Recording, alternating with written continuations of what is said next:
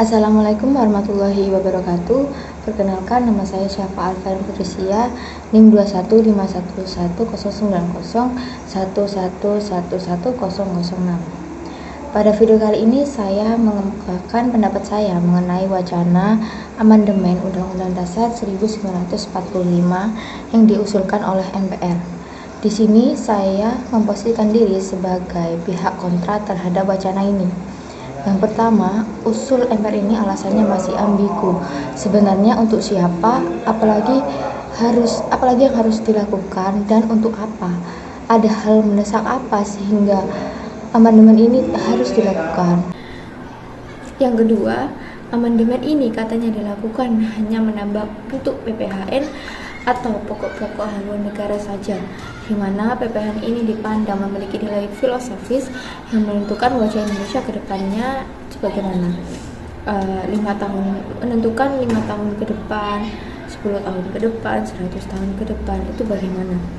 Nah, di sini dijelaskan menurut video dan berita yang saya baca dan saya lihat bahwa adanya PPHN ini hanya memungkinkan perubahan-perubahan yang terjadi dalam Undang-Undang Dasar atau pasal-pasal yang hanya terjadi di beberapa pasal-pasal saja. Tapi karena adanya PPHN ini tak menutup kemungkinan bahwa akan terjadinya perubahan-perubahan di pasal krusial yang lainnya.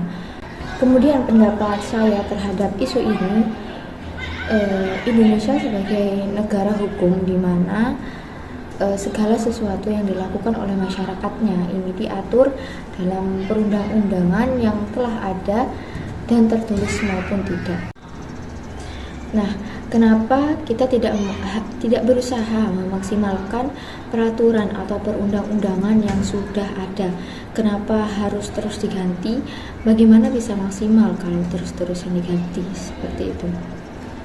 Kemudian kenapa saya menjadi pihak yang kontra dalam pembahasan wacana ini? Wacana ini dilakukan oleh anggota MPR pada saat ini saja, sedangkan mengalami keadaan yang genting di mana masyarakat sedang tidak dalam keadaan yang bagus.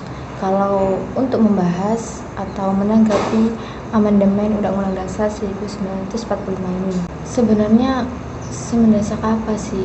Kenapa tidak bisa menunggu sampai keadaannya jauh lebih baik lagi dari sekarang?